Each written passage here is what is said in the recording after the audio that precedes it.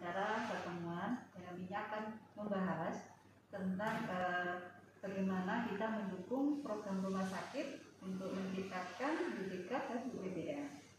Nah, Bapak Ibu, tentunya kita semua memahami dan mengerti bahwasanya BPK dan BPDM ini akan bisa terwujud jika ada kerjasama antar unit, ya, di mana nanti tiap unit harus bisa mengidentifikasi tentunya tentang bantuan kepentingan apa saja yang ada di institusi kita. Kemudian juga tentang risiko-risiko apa yang terjadi di institusi dan harus ada penanganannya. Itu Bapak Ibu ya. Nah, untuk itu pada pertemuan pagi hari ini saya mohon masukan dari Bapak Ibu kira-kira apa saja sih kita bantuan kepentingan yang bisa kita identifikasi seperti itu. Monggo Bapak Ibu bisa menyampaikan sarannya atau pendapatnya tentang kepentingan apa saja yang ada di sini Bapak Ibu. Monggo Pak Endi mungkin bisa memberikan masukan. Ya, terima kasih atas waktunya. Kalau menurut saya benturan kepentingan di transmisi salah satunya tentang merekomendasikan produk tertentu kepada rekanan mungkin yang memberikan rekomendasi tertentu mungkin. Kira-kira terhadap identifikasi tersebut pihak yang terkait siapa nggih? Apakah kepala instalasi atau pemaksa juga terkait nggih? Kalau yang terkait kepala instalasi, staf sama rekanan itu yang pihak ketiga gitu ya. Pihak yang lalu terhadap identifikasi tersebut kira-kira apa untuk penanganannya ini? Mungkin Bapak Ibu yang lainnya bisa memberikan pendapatnya. Mbak Dewi, oke? Dewi? Penanganannya ya untuk menghindari itu ya mungkin kita cek produk-produk yang sesuai untuk pasien. Jadi misalkan untuk pasien DM yang sesuai itu apa, terus dan juga harus walaupun sesuai tapi tidak kita terasa di pasien tidak enak atau tidak daya terima kurang, itu juga perlu kita perhatikan.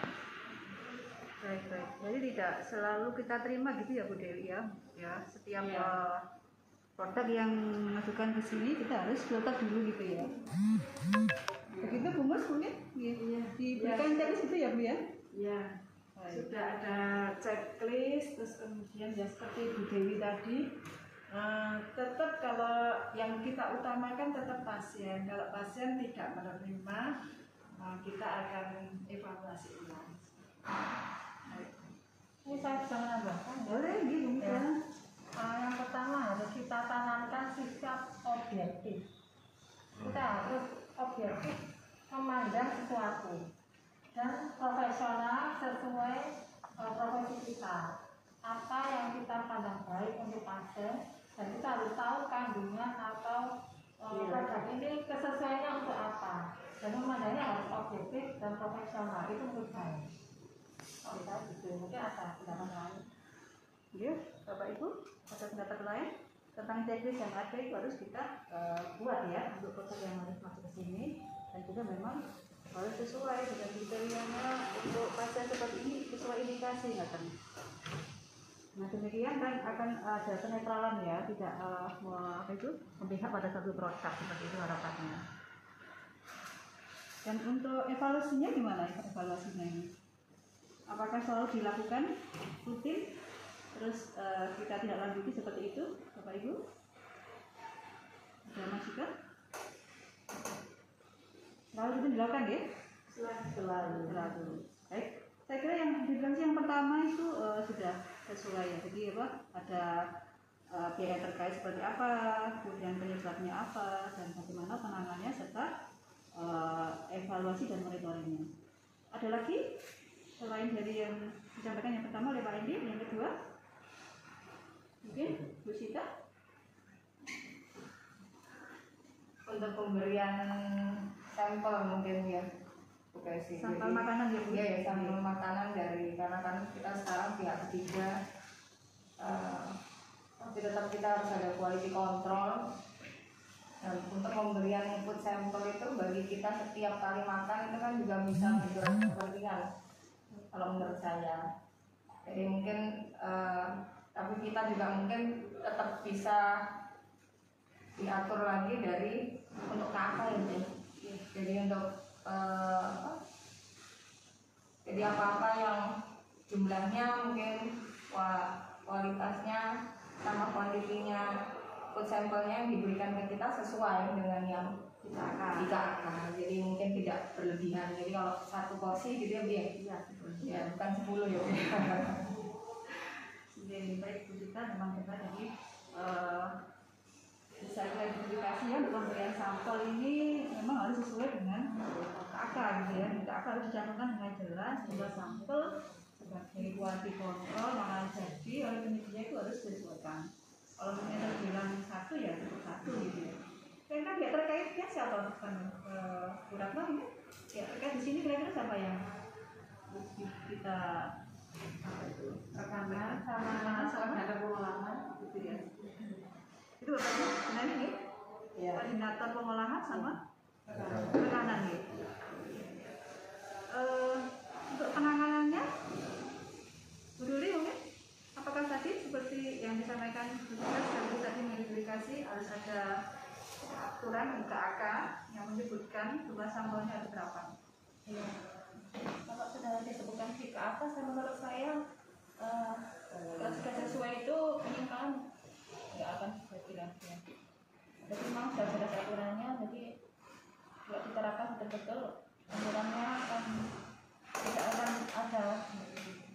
Pokoknya sudah ada aturan dan bisa bikinkan checklist lah kalau misalkan diperlukan biar lebih jelas lagi penerapannya, bikin checklist lah. Terima kasih Bu Duli. Jadi harus ada checklist ya dan memang sudah tercantum di KAK ya semua hal tersebut. Apa itu yang lain setuju sepakat dengan penanganan tersebut? Setuju ya? Ya. Sehingga yang kedua ini sudah sesuai ya. Jadi apa yang terjadi, perubahan seperti apa, ya terkaitnya siapa aja, penanganannya dan evaluasinya. Selanjutnya ada lagi untuk identifikasi kepentingan. Wawan mungkin menemukan ada penilaian lain selain yang dua tadi. Sebenarnya itu mungkin yang terlalu yang terlalu kan memang dari mereka satu kan merekomendasikan produk tertentu kepada rekanan itu kan memaksakan dari itu kan. Yang kedua mungkin tentang benturan pengambilan sampel ya. Nanti itu sesuai dengan kebutuhan yang kita kasih, sesuai dengan KAK-nya. Kalau kita diberi lebih ya kita harus menolaknya, harus sesuai dengan KAK tersebut. Itu mungkin. Terima kasih Pak Wan. Baik, untuk identifikasi kepentingan saya kira sudah cukup ya. Tadi dua itu harus kita pantau, kita evaluasi benar-benar sehingga kita mewujudkan suatu wilayah yang memang bersih bebas nelayan gitu ya. Baik, yang kedua kita akan bicarakan mengenai kira-kira risiko apa yang terjadi di distribusi ini yang harus kita manage seperti itu. Kita lebih ke asuhan gizi karena kita sudah sosial, tapi monggo kalau memang menemukan kira-kira tentang risiko-risiko apa yang terjadi di distribusi. Bu Laras mungkin bisa memberikan pendapat apa yang terjadi di sini? Ya, terima kasih sebelumnya. Kalau untuk resiko yang terjadi bisa saja resiko ini kalau untuk tentang perencanaan. Jadi perencanaan dengan pemakaiannya itu banyak selisih. Jadi apa yang kita rencanakan itu tidak memenuhi apa yang dibutuhkan oleh pasien. Jadi salah satu resikonya mungkin itu. Terima kasih Bu Laras. Jadi memang di kondisi pandemi ini sesuatunya jadi sudah tidak sesuai harapan kita ya. Jadi apa yang kita rencanakan sebelumnya dengan yang realisasi ini berbanding terbalik gitu ya. Artinya nggak sesuai. Kira-kira Bapak Ibu tanda perencanaan jadi ini untuk acuan mata pasien ini kira-kira kita mengambilnya gimana? 6 bulan ke belakang, 6 bulan sebelumnya ya, atau 3 bulan itu 3 bulan aja yang kondisi seperti ini.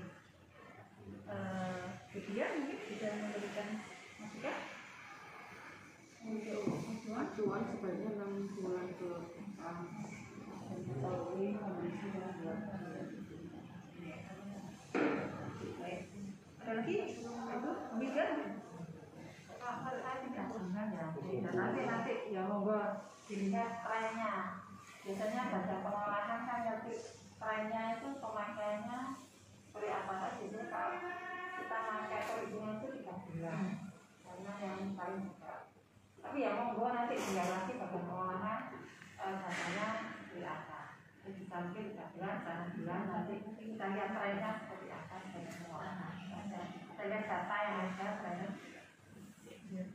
Oke, terima kasih Bu Bida. Kalau dari Bu Bida nanti kita mengacu pada rata-rata jumlah pasien selama 3 bulan. Ya. Kalau dari Bu Dia tadi 6 bulan itu kita kolaborasi ya, mana yang lebih bisa mewakili. Karena memang ini berbeda gitu ya, berbeda dengan perencanaan yang dulu-dulu. Karena memang kondisi situasi pandemi ini yang memang baru ada di tahun-tahun ini gitu ya. Kalau sebelumnya kan situasinya adalah stabil seperti itu ya. Kan ada yang mungkin membutuhkan hal-hal khususan tidak seberapa berubah seperti yang sekarang. Tapi harapannya nanti proses ini bisa terus